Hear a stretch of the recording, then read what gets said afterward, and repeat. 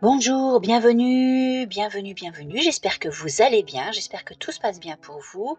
Merci d'être présent pour cet épisode 33 du Bootcast, qui sera dédié aujourd'hui à l'écrit 25 de Nichiren Daishonin, intitulé Bannissement à Sado. En voici les points de repère.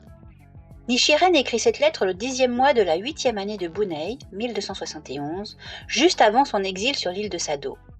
Il est alors détenu dans la résidence de Omarokuro Saemon, adjoint du gouverneur de Sado.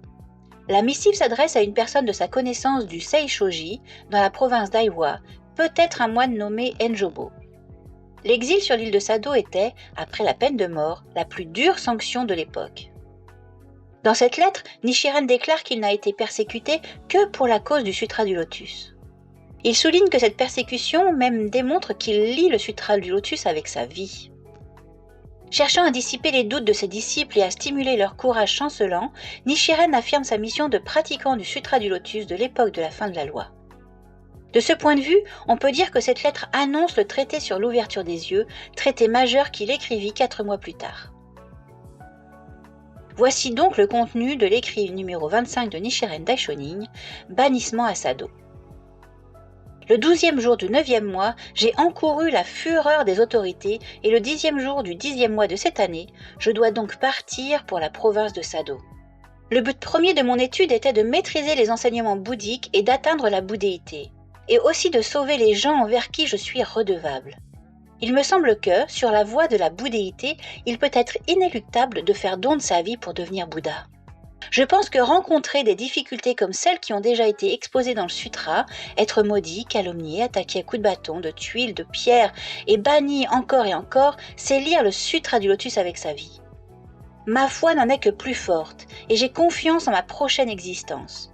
Si je devais mourir, c'est aussi à coup sûr chacun de vous que je sauverais. En Inde, un homme appelé le vénérable Aryasima fut décapité par le roi Dhamira et le bodhisattva Aryadeva fut assassiné par un non-bouddhiste.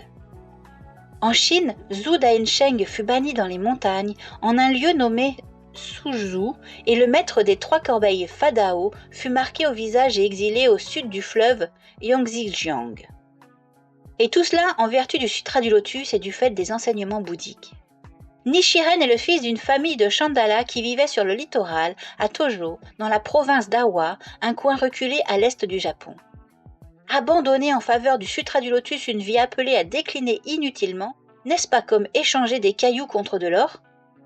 Aucun de vous ne devrait se désoler pour moi. Veuillez, s'il vous plaît, transmettre également mes propos au révérend Dozenbo.